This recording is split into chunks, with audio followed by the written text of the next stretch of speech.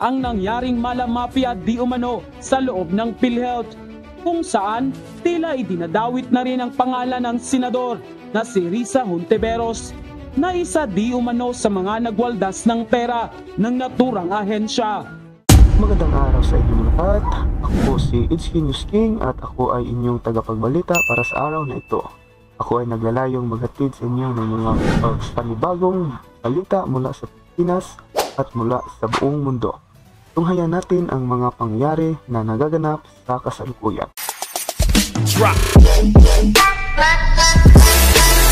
Ito ang balita ngayon. Trending at viral ngayon sa social media. Ang di umano'y balitang Senator Risa Hontiveros tila nagisa sa sariling mantika matapos isiwalat ng ilang mga source na totoo di umano ang bintang sa kanya sa pagwawaldas di umano nito ng pera ng PhilHealth. Ito'y ayon mismo sa ilang mga vlogger na nagpatunay at ipinost pa sa social media na ginamit di umano para sa kanyang sariling interes at pangangampanya noon nung tumakbo siya sa napakaraming pagkakataon bilang senator ng bansa. Ano nga ba ang katotohanan tungkol dito? Ating alamin. Pero bago ang lahat, kung bago ka pa lamang sa aming channel, ay please huwag kalimutang i-like ang video at mag-subscribe at i-click ang notification bell para mas maging updated pa kayo lalo sa lahat pa ng bagong video na i-upload namin. At ito na nga mga kababayan, isang pasabog noon ang nangyaring mala-mafia di umano sa loob ng PhilHealth, kung saan tila idinadawit na rin ang pangalan ng senador na si Risa Hontiveros na isa di umano sa mga nagwaldas ng pera ng naturang ahensya. Sabi naman ng sikat na vlogger na si Crisette Lauretachu sa kanyang Facebook account, tunay ang bintang ng mas maraming kongregista at lawmakers sa anomalyang kinasangkutan ni Risa Hontiveros nung siya'y board member pa o director ng PhilHealth. Hindi man raw aminin ni Risa ang kanyang mga ginawang anomalya sa loob ng ahensya, ngunit may magpapatunay di umano na totoong winaldas ni Risa Hontiveros ang pera ng naturang ahensya. Una sa listahan ay ang tila questionabling advertisement ng PhilHealth, kung saan gumastos ng milyon-milyong halaga. Tila hindi naman daw napakinabangan ng mas marami sa ating mga kababayan. Matatandaang maging si former Senator Ernesto Herrera ay isa sa mga hindi sumang-ayon sa paggastos ni Risa Hontiveros sa nasabing budget ng PhilHealth.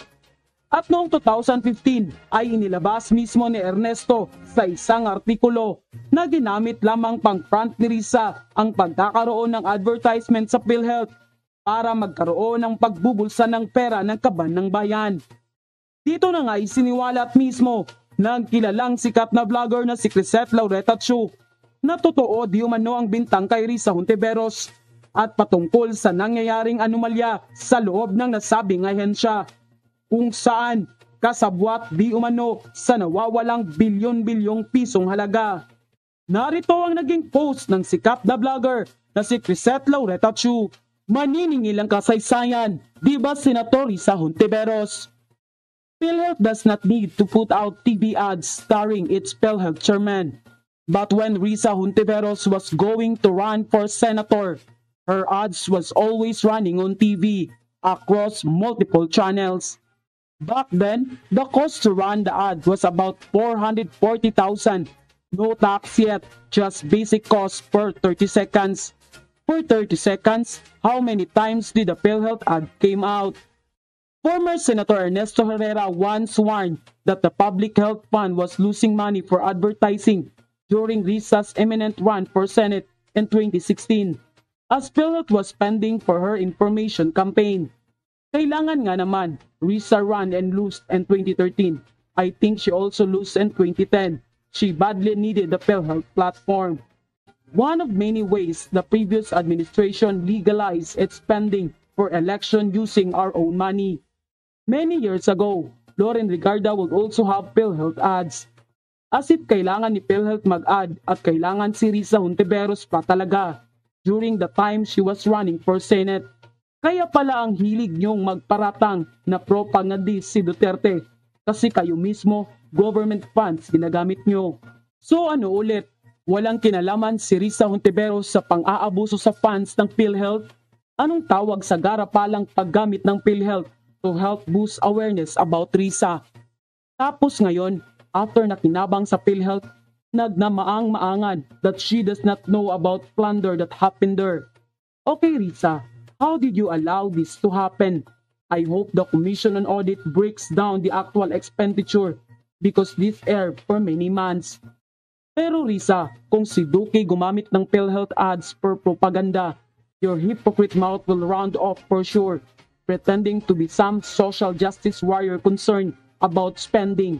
Ano, you're not some social justice warrior? Risa, you're just paying off your utang na loob to the administration that finally give you your much desired Senate seat. Buko na kayo, marami pa ang lalabas. So hi everything sa mga ngayon lang politically aware na akala mo paggising nila ng 2016, yung perfect Pilipinas nila, ganito na ang itsura. End quote. At dahil nga sa balitang ito, tila walang lusot na ang nasabing senadora matapos mapag-alaman na tunay siyang sangkot di umano sa malamafyang nangyari noon sa loob ng PhilHealth. Samantala, hindi naman mapigilan ng marami sa ating mga kababayan na magbigay ng kanilang hinaing at komento sa mundo ng social media. At ayon pa sa kanila, naglalabasan na ang mga tunay na magnanakaw. Kailangang magbitiw na kayo sa mga pwesto nyo. Kung may hiya pa kayo, tama lang po yan. Dapat kasuhan mga yan. Ginagawa na lang katasan ng mga mahihirap po. Taasan ang hulog para panakip butas sa mga ninanakaw nilang pera ng PhilHealth. Dapat ikulong mga yan para masampulan. Kasi pera ng taong bayan yan. Sana mabigyan ng aksyon yan kasi puro sila batikos sa pamamalakad ni PBBM. Grabe, kawawa yung pondo ng PhilHealth. Yung mga kontribusyon namin, kawawa. Dapat magalit ang taong bayan dito. Dapat kasuhan ito. Kawawa naman pondo ng PhilHealth. Kaya ako, malaki ang tampu ko sa PhilHealth. Bakit? 15 years akong naguhulog. Nagkasakit ako galing sa ibang bansa. Kahit 5, wala akong pakinabang dahil hindi ako nakahulog dahil nagkasakit ako at wala na ako trabaho. Yun pala, nasigwat na. Dapat managot ang mga nagpapasasa sa pera namin na pinaghirapan namin. End quote. Alam ko bakit nakakainis? Grabe kasi yung garapa lang pag nanakaw eh.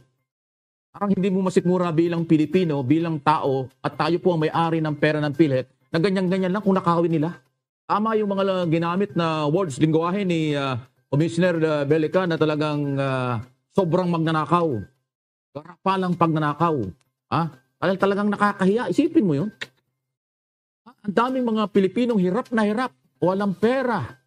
Nagtsatsaga na makaipon ng pera, panghulog dyan. Katunayan po yung mga simpleng manggagawa bago matanggap nila yung envelope ng pen na naglalaman ng kailang pensiona sa katapusan na sweldo. Nabawas na yung PhilHealth.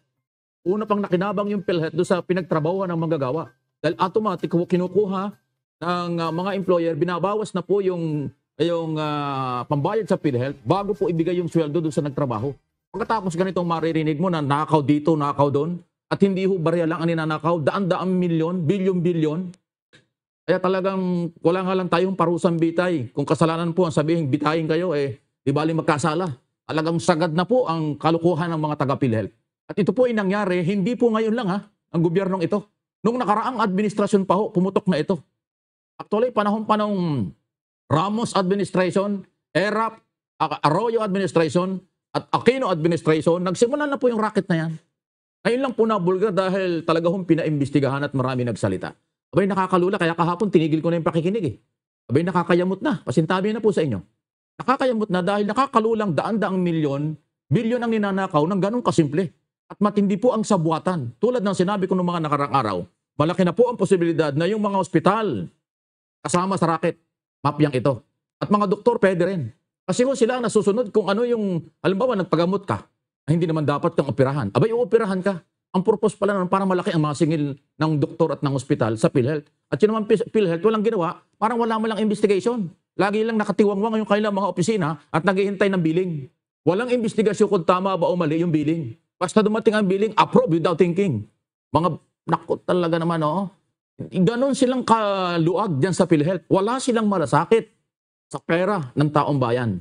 Lalo na po yung mga OFW. Ako, madami po ako nakakachat ng mga OFW, nagagalit na. At nirespeto ko yung galit nila. Kasi sila ho ay nagbabayad ng mahigit na 2,000 piso na kinakaltas o kanilang pinagsisikapang regular na inihuhulog dyan sa PhilHealth. Ilang milyon ang OFW. Okay? At saka yung ating mga kababayan dito sa Pilipinas, kung hindi ka man nagtatrabaho na automatic kinakaltas sa sweldo mo ang bayad sa PhilHealth, ikaw ay maraming volunteer member dyan.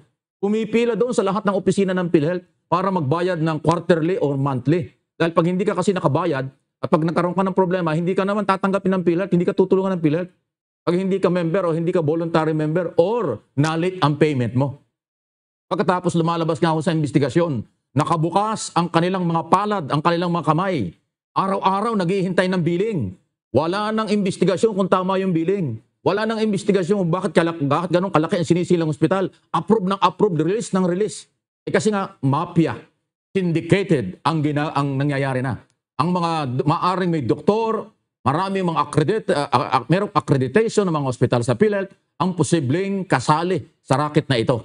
Kaya po ngayong umaga, pasintabi na ang akin pong hinihiling sa mga autoridad, Mr. President, lahat po ng mga opisyal dyan ay sibakin nyo at kasuhan lahat plunder.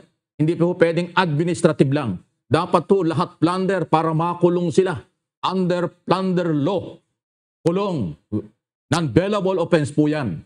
Habang may trial, nakakulong na sila. Pag napatunayan, kalaboso sila habang buhay. Yun ang plunder law. Kaya Mr. President, ipataw mo yung plunder law yan. At yung pong task force na nag-iimbestigang inutusan ng Pangulo mula sa presidente ng PhilHealth, lahat ng vice president, lahat ng division chief, mga provincial at regional director ng PhilHealth na involved dito, kasuhan po ninyo ng plunder at nang matigil ito. Pag hindi po ito ginawa, walang mangyayari. Maniwala kayo. Marami na pong investigasyon. Taon-taon ay nag-iimbestiga ang Kongreso at ang talamak na problema ay nandyan pa rin. Nakita yung sabi ng Presidential Anti-Graft Commission kahapon, si Commissioner Belicano, sabi niya kahapon, Mr. Senador, ito po yung kurakot, nakawan, garapala na pagnanakaw nila. Na alam ba nyo, until now, habang tayo nag-hearing, tuloy pa rin ang nakawan dyan. Just imagine, hindi pala tumitigil sa kabila ng ilang linggo na, buwan na pinag-uusapan ng korupsyon sa PhilHealth. Kahit na sa mga oras na ito at basta nag-opisina sila, tuloy-tuloy ang nakawan. Grabe. Kaya inuulit ko, Mr. President, blunder po ang inyong ipataw na kaso sa mga ito para kulong kaagad. Non-bailable offense yan habang tinatrial at pag napatunayan, kulong na talaga habang buhay sila. Wala ka kasi death penalty. Kung ma-approvean man po yung pinag-uusapang parusang bitay, hindi naman pwedeng i-apply dito. Wala namang retroactive sa batas. Ang batas, ma-implement lang yan after na magawa or magkaroon ng publication. Kung magawa itong taong ito yung batas tungkol sa death penalty, after 15 days pa, pwedeng ipatupad yan. Pero yan po ay, ang masasakop lang nila, yung kung kailan na-approve yung batas. Kaya ito po mga magnanakaw dyan sa PhilHealth, buhay pa rin sila.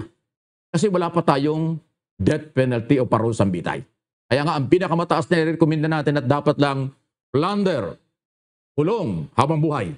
Yan po ang pinakamataas. Hindi pwedeng administrative case lang, inuulit ko. Kasi yung administrative case, wala yun. Suspension lang yun ng benepisyo, retirement, at kung ano-ano sa mga government official na kasapakat dito sa anomalyang ito.